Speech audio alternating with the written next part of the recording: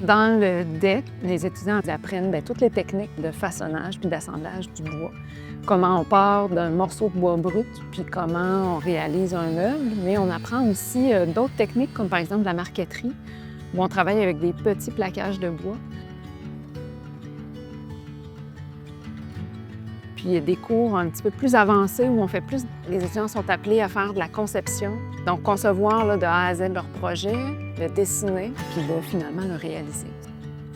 Pour devenir ébéniste, ça demande de la patience, de la persévérance. Ça demande énormément de temps. Le contrôle Z dans l'ébénisterie, ça n'existe pas. Ça s'appelle on recommence. C'est très rare que quelqu'un peut arriver à faire quelque chose du premier coup. Ça prend beaucoup de pratique. On a vraiment beaucoup de chance en termes de l'accès aux ateliers, ce qui nous laisse quand même une grande plage horaire pour travailler sur plein de projets en dehors de nos cours, genre plein de projets personnels. Et ça, c'est un truc qu'il n'y a pas forcément dans les autres métiers d'art parce qu'ils ne sont pas forcément autorisés à faire des projets personnels.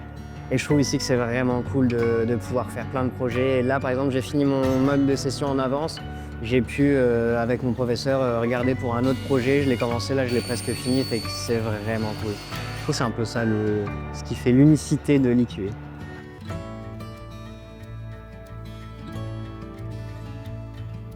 Les profs sont vraiment très investis. Fait que vraiment, la proximité avec les profs, le lien qu'on a avec eux, l'aide qu'on a ici, je pense que c'est ça aussi. On est des petits groupes, on est tissés très serrés, on s'entraide beaucoup. Ce qui intéresse beaucoup les étudiants, en général, ici, quand ils viennent ici, c'est le côté fabrication, le côté travail en atelier. Je pense que c'est ce qui les attire le plus. Par contre, il y a des cours aussi de tronc commun qui sont des cours de plus de création. Puis ça, il y a des étudiants qui sont super intéressés par ça, là, plus le volet là, créatif là, aussi.